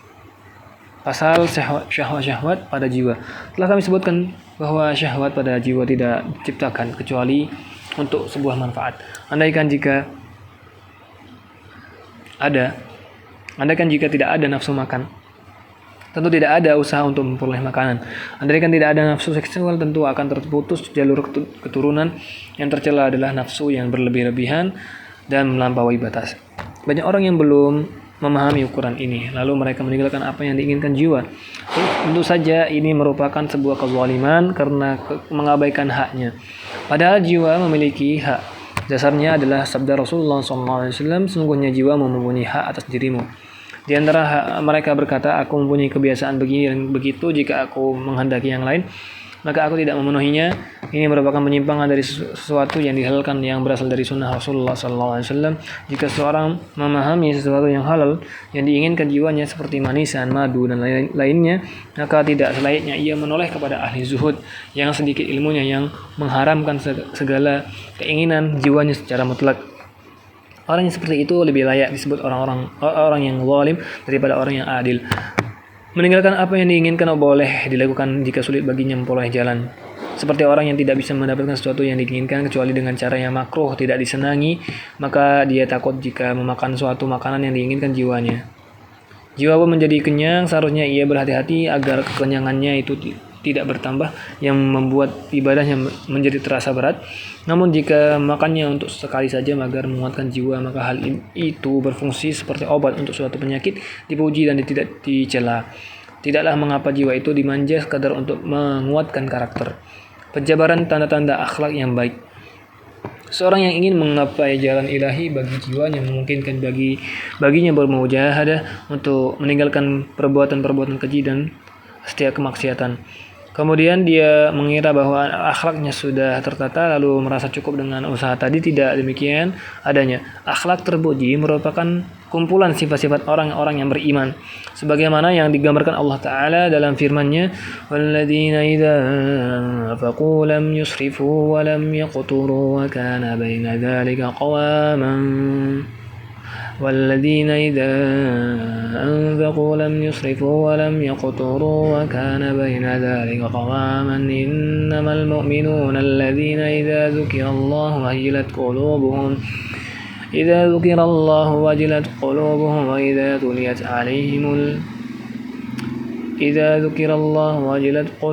وإذا تليت عليهم آياته زادتهم إيمانا وعلى ربهم يتوكلون والذين يقيمون الصلاة ومما رزقناهم ينفقون أولئك هم المؤمنون حقا لهم درجات عند ربهم ومغفرة ورزق كريم. Sungguhnya orang-orang yang beriman itu adalah mereka yang apabila disebut nama Allah gemetarlah hati mereka, dan apabila dibacakan kepada mereka ayat-ayatnya bertambahlah iman mereka karenanya, dan kepada Rabb-lah mereka bertawakal, yaitu orang-orang yang mendirikan salat yang menafkahkan sebagian dari rezeki yang kami berikan kepada mereka. Itulah orang-orang yang beriman, dan dengan sebenar-benarnya mereka akan memperoleh beberapa derajat ketinggian di sisi Rabb-nya dan ampunan serta rezeki nikmat yang mulia. Allah Ta'ala berfirman, "Qad aflahal mu'minun الذين هم في صلاتهم خاشعون والذين هم عن اللغو معرضون والذين هم للزكاة فاعلون والذين هم لفروجهم حافظون إلا على أزواجهم أو ما ملكت أيمانهم فإنهم غير ملومين فمن ابتغى وراء ذلك فأولئك هم العادون والذين هم لأماناتهم وعهدهم راعون والذين هم على صلواتهم يحافظون أولئك هم الوارثون الذين يرثون الفردوس هم فيها خالدون. Sungguhnya beruntunglah orang-orang yang beriman, yaitu orang-orang yang khusyuk dan dalam salatnya, dan orang-orang yang menjauhkan diri dari perbuatan dan perkataan yang tiada berguna, dan orang-orang yang menunaikan zakat, dan orang-orang yang menjaga kemaluan yang kecuali terhadap istri-istri mereka atau budak yang mereka miliki, maka sungguhnya mereka dalam hal ini tiada tercela. Barang siapa mencari yang dibalik itu, maka mereka itulah orang-orang yang melampaui batas, dan orang-orang yang memelihara amanat-amanat yang dipikulnya dan janjinya, dan orang-orang yang memelihara salatnya, mereka itulah orang-orang yang akan mewarisi, yakni surga Firdaus, mereka kekal di dalamnya. Quran surah Al-Mu'minun ayat 1-11. Dan Allah Ta'ala berfirman juga, wa ibadur rahmanil ladzina yamshuna 'alal ardi hawnan wa idza khatabahumul jahiluna qalu salama. Dan hamba-hamba yang baik dari Arab yang maha penyayang itu adalah orang-orang yang berjalan di atas bumi dengan rendah hati, dan apabila orang-orang jahil menyapa mereka, mereka mengucapkan kata-kata yang baik. Quran surah Al-Furqan ayat 63 sampai akhir ayat ini. Barang siapa yang kesulitan mengukur dirinya, maka hendaklah dia mengukurnya dengan ayat-ayat ini. Eksistensi seluruh sifat ini merupakan tanda akhlak yang baik, sedangkan ketiadaannya merupakan tanda akhlak yang buruk. Adapun sebagiannya tanpa sebagian yang lain menunjukkan keberadaan sebagian sifat-sifat itu tanpa yang lain, maka sibukkanlah dirimu dengan menjaga sifat-sifat tersebut, sedangkan sifat-sifat yang belum ada maka harus tetap terus diusahakan. Rasulullah SAW telah menggambarkan orang-orang beriman dengan sifat-sifat yang banyak. Beliau mengisyaratkan sifat-sifat ini terhadap akhlak yang baik dalam Sahih Al-Bukhari dan Muslim dari hadis Anas radhiyallahu anhu bahwa Nabi SAW bersabda, demi yang diriku ada di tangannya, tidaklah seorang hamba itu disebut beriman sehingga dia mencintai saudaranya sebagaimana dia mencinta dirinya sendiri. Dari kedua kitab sahih tersebut, an Abi Hurairah an Nabi sallallahu alaihi wasallam annahu qala man kana yu'minu billahi wal yawmil akhir falyukrim dhayfahu wa man kana yu'minu billahi wal yawmil akhir fala yu'dhi jarahu wa man kana yu'minu billahi wal yawmil akhir falyaqul khairan aw liyasmut. Dari hadis Abu Hurairah radhiyallahu anhu dari Rasulullah sallallahu alaihi wasallam, beliau bersabda, barang siapa yang beriman kepada Allah dan hari akhir, hari akhirat, maka hendaklah dia menghormati tamunya, dan barang siapa beriman kepada Allah dan hari kiamat, hendaklah dia tidak menyakiti tetangganya, dan barang siapa beriman kepada Allah dan hari akhirat, hendaklah mengatakan yang baik atau hendaklah dia diam. Dalam hadis lain, orang mukmin yang paling sempurna imannya adalah yang paling baik akhlaknya di antara mereka. Di antara akhlak-akhlak yang baik lainnya adalah sabar menghadapi gangguan. Di dalam Sahih Al-Bukhari dan Muslim disebutkan bahwa seorang Arab Badui menarik mantel Rasulullah SAW sehingga pinggiran mantel itu menimbulkan bekas di bahu beliau. Kemudian orang itu berkata, "Hai Muhammad, serahkanlah kepada aku dari harta Allah yang ada padamu." Beliau menengok ke arah orang itu sambil tersenyum lalu memberinya apa yang diminta. Jika kaumnya menyiksa beliau, maka beliau berdoa, "Ya Allah, ampunilah kaumku karena sungguhnya mereka tidak mengetahui." Uwais Al-Qarni, jika dilempari batu oleh anak-anak kecil, maka dia berkata, "Wahai saudara-saudaraku, jika memang tidak ada pilihan yang lain, maka bolehlah kalian melempari aku, tetapi dengan batu yang lebih kecil agar betisku tidak berdarah sehingga menghalangku untuk sholat." Adalah Ibrahim bin Adham keluar ke tengah lembah. Di sana dia berjumpa dengan seorang prajurit perang. Kemudian dia bertanya, di manakah tempat yang baik? Maka Ibrahim menunjukkan ke arah kuburan. Tentara itu langsung memukul Ibrahim karena geram. Namun ketika ada seorang yang memberitahu bahwa orang yang dipukulnya itu adalah Ibrahim bin Adham, maka tentara tersebut memeluk tangan dan kaki Ibrahim karena menyesali perbuatannya. Ibrahim berkata, "Ketika kepalaku dipukul, maka aku memohon surga bagi orang ini kepada Allah. Aku sudah memperingatkan diriku saat aku dipukul bahwa jangan sampai aku mendapatkan kebaikan karena kejadian itu, sedangkan dia mendapatkan akibat yang buruk."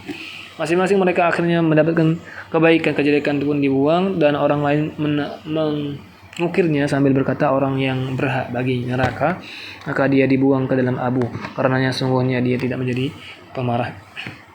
Itulah ilustrasi jiwa-jiwa yang rendah karena latihan akhlak mereka menjadi baik dan batinnya tidak terkecoh. Walhasil lahirlah keridhaan terhadap takdir. Siapa yang tidak menemukan sifat-sifat ini pada dirinya sendiri seperti yang mereka miliki, maka dia harus terus-menerus berlatih agar dia bisa mencapainya.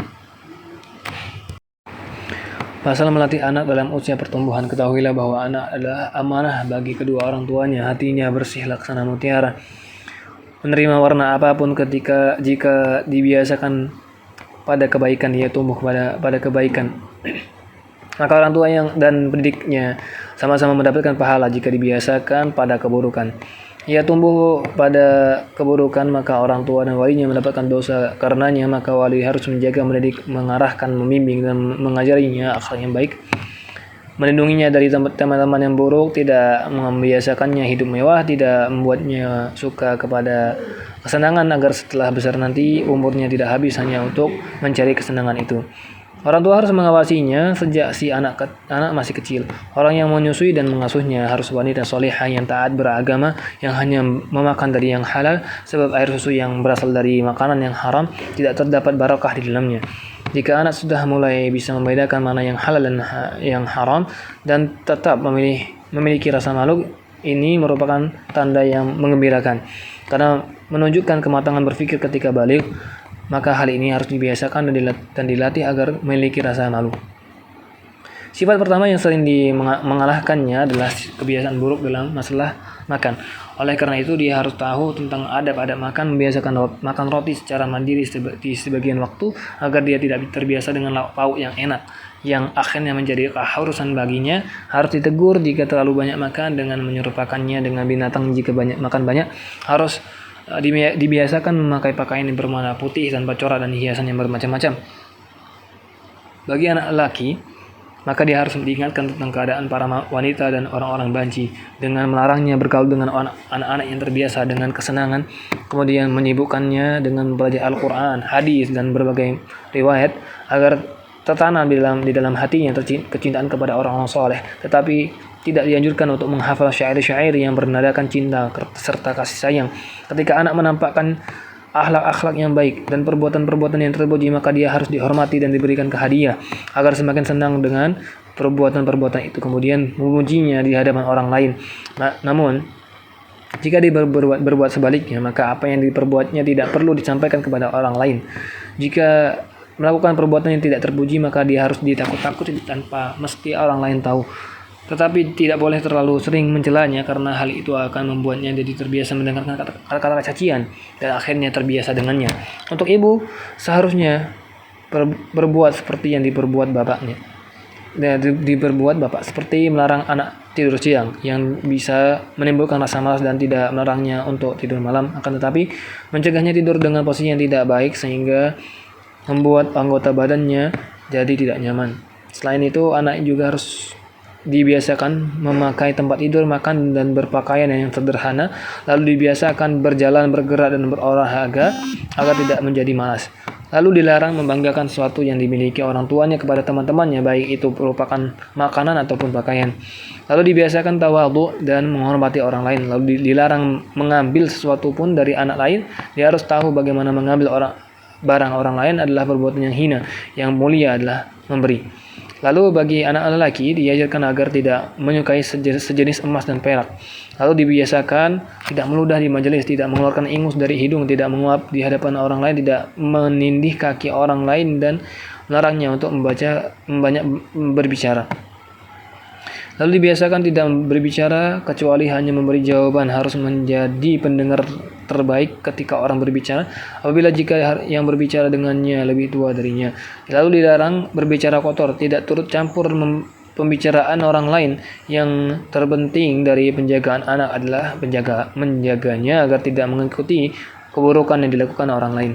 Lalu diberi mainan yang baik sepulang dari sekolah agar dia bisa beristirahat dari penatnya belajar, sebagaimana dikatakan roh hati adalah ketika bisa membangkitkan zikir. Seharusnya pula anak diajarkan agar taat kepada kedua orang tuanya dan gurunya, bahkan ta'zim, mengagungkan kepada mereka. Jika anak sudah berumur 7 tahun, maka dia harus disuruh mengerjakan sholat dan tidak ditolerir untuk meninggalkan taharah agar dia terbiasa. Juga harus ditakut-takuti dari sifat dusta dan khianat.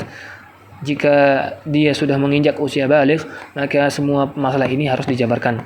Ketahuilah bahwa makanan itu adalah obat. Maksudnya adalah untuk menguatkan badan demi meningkatkan ketaatan kepada Allah. Tidak ada yang abadi dengan dunia. Kematian pasti akan memutus kenikmatannya yang setiap saat sudah siap menunggu. Orang yang berakal adalah orang yang berbekal untuk akhiratnya. Jika pertumbuhan yang ada pada dirinya kemudian kesalehan, maka hal ini sabat atau teguh di dalam hatinya, sebagaimana batu mulia yang sudah dibentuk dengan baik. Sahal bin Abdullah berkata, saat itu aku adalah seorang anak yang masih berusia 3 tahunan. Suatu malam aku bangun di malam hari untuk melihat pamanku Muhammad bin Siwar yang tengah sholat. Suatu hari paman berkata kepadaku, tidakkah engkau ingat kepada Allah yang telah menciptakan dirimu? Tanyaku, bagaimana aku mengingatnya? Jawabnya, katakanlah dengan hatimu 3 kali tanpa menggerakkan lisan. Allah bersertaku, Allah yang melihatku, Allah menyaksikanku. Maka aku mengucapkannya pada setiap malam sehingga aku dapat mengenalnya. Lalu pamanku berkata lagi kepadaku, ucapkan yang seperti itu setiap malam 11 kali. Maka aku melakukan sehingga terasa sebuah kenikmatan di dalam hatiku. Setahun kemudian paman berkata lagi kepadaku, jagalah apa yang sudah kuajarkan kepadamu dan teruslah lakukan sampai kau masuk ke dalam kuburmu. Maka sarannya itu terus kulakukan bertahun-tahun lamanya hingga aku benar-benar merasakan kenikmatan di dalam batinku. Kemudian paman berkata kepadaku, wahai Sahal, siapa yang Allah besertanya, melihat dan menyaksikan dirinya, maka mana mungkin dia akan mendurhakainya. Jauhilah kedurhakaan. Kemudian aku melanjutkan perjalanan ke sekolah untuk menghafalkan Al-Quran, dan aku saat itu baru berumur 6 atau 7 tahun. Kemudian aku berpuasa selama setahun, makan hanya dengan roti, dan setelah itu aku selalu bangun di setiap malam. Pasal syarat-syarat latihan. Ketahuilah bahwa barang siapa yang menyaksikan akhirat dengan hatinya, dengan kesaksian yang penuh dengan keyakinan, maka dia akan selalu mencari jalan untuk ke sana dan zuhud di dunia. Jika dia memiliki manik-manik mutiara yang sangat berharga, maka dia tidak terusik untuk mempertahankannya. Jika dikatakan kepadanya jual saja mutiara itu, maka dia pun akan melakukannya. Ketahuilah bahwa barang siapa yang dikaruniai Allah sikap waspada terhadap hal-hal yang demikian ini, maka ada beberapa syarat untuk latihannya, dan syarat-syarat ini harus dipegang teguh. Kemudian sesuatu yang dijaga dan patut dipegang teguh, lalu sesuatu yang dilindungi, yang patut terlindungi dari yang demikian itu. Adapun syarat dengan mengangkat selubung dirinya dengan meninggalkan dosa. Adapun sesuatu yang dijaga, seorang syekh yang senantiasa menunjukkan jalan agar terlindung dari syaitan. Adapun pelindungnya, hidup menyendiri, lakukan amal-amal yang tidak bisa digunakan untuk melawan hawa nafsu, banyak berzikir dan membaca wirid. Puncak dari latihan ini adalah mendapatkan hati bersama Allah selamanya. Hal ini tidak bisa dilakukan kecuali dengan meninggalkan hal-hal selain Allah. Yang tidak bisa dilakukan kecuali dengan mujahadah. Inilah manhaj latihan orang yang meneliti jalan ilahi. Adapun rincian setiap bentuk latihan akan disampaikan pada bagian yang mendatang insyaallah taala. 3. Kitab mengendalikan dua syahwat, syahwat perut dan syahwat kemaluan. Syahwat perut adalah perusak yang paling besar. Peristiwa dikeluarkannya Adam alaihissalam dari surga itu karena tidak bisa mengendalikan syahwat ini. Dari syahwat perut muncul syahwat kemaluan dan keinginan pada harta.